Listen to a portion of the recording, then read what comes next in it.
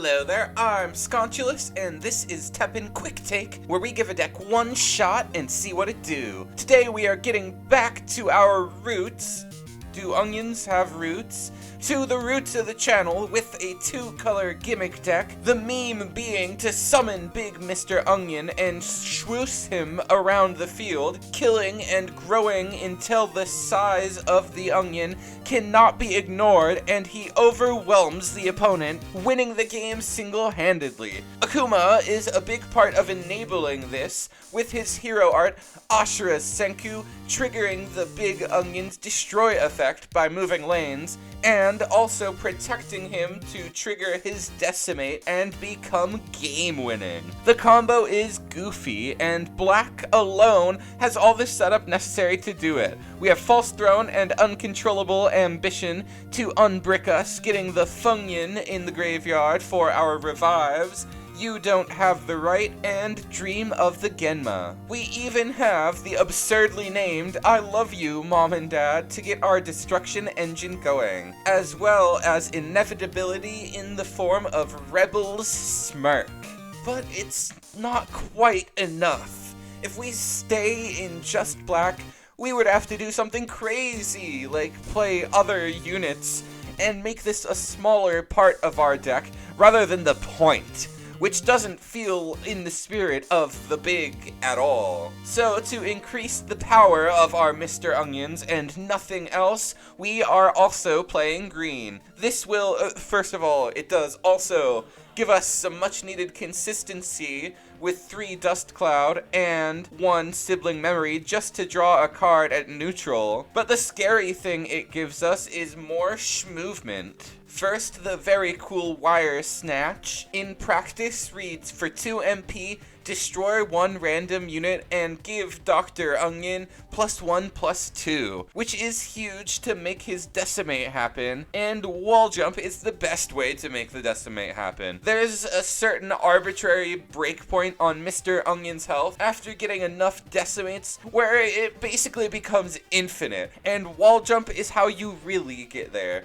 And I usually just gloss over it, but let's talk about wall jump. This card is a lot more than just blocking damage actions, which is good to learn to do, but one of the best ways to use wall jump is actually to put on pressure. For example, a 6/7 Mr. Onion with shield causes a lot more panic in your opponent than just a 6/7 Mr. Onion will. But at the same time, knowing when to hold the wall jump to get the decimates you need and stop the big damage that might actually contest the Onion is just as important. It's a simple card in theory and in practice, but it applies to just about a dozen situations, and this is a strangely good deck to learn that. Last of all, we have 2 Gore. He is a move man that removes himself after being used, which I didn't realize, but his silly little quest only works with green units. So maybe you want to play the funny bird instead, but I think the fact he removes himself is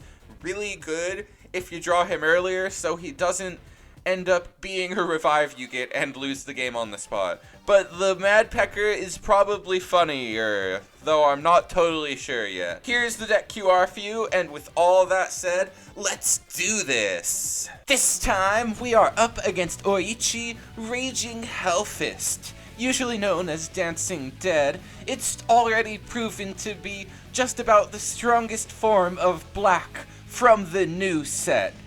Hopefully, our deck from the new set will be able to match up. We'll start things off with False Throne to get our revive set up, and our opponent will play down a homunculus, which will deal with our shield on our hero at least. We are able to activate our You Don't Have a Right, hopefully with good timing to get the decimate, but unfortunately we do not get the right lane, and our opponent will block while we are still unable to deal damage while attacking. That will lead our Onion at the exact HP necessary for Clavier to defeat him when played.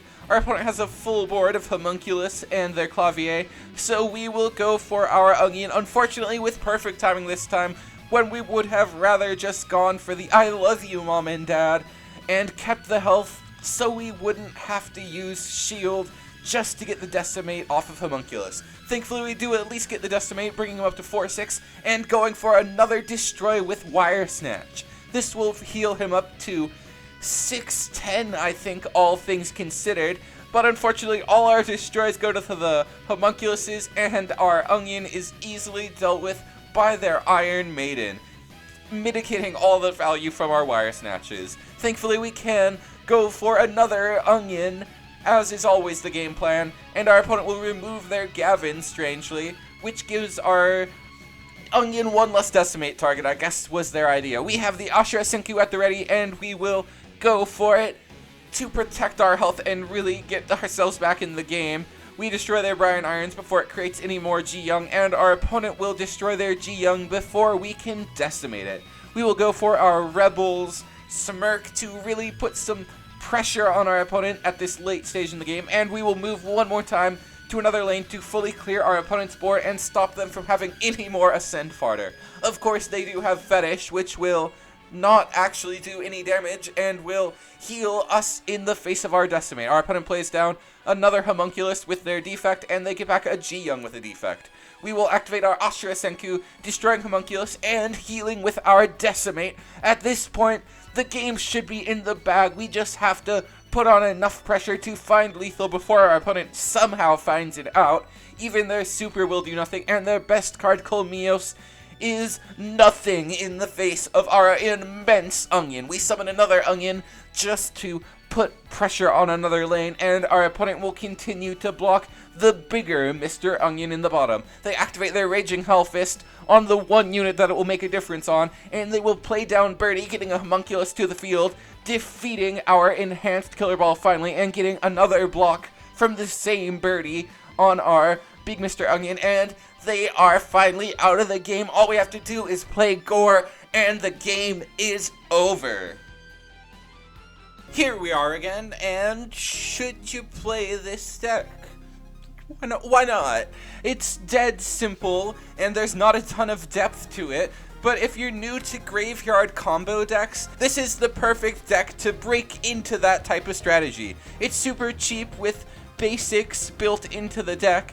The only investment is the revives that you need to make to play that type of deck, and Mr. Onion, you could get by with just playing 2 of him. Otherwise, it's kind of the same as every deck we play on this series. What you see is what you get. As for the next video, the Purple Frenzy episode of TEPPEN Deck Tech is on the way. It should be out before the end of the season, so keep an eye out for that, as well as something surprise that I have planned, hopefully on the way. Once again, thank you all for watching. Please like the video if you liked the video, subscribe if you subscribed. Once again, I'm Sconchulus, and I'll see you in the next one.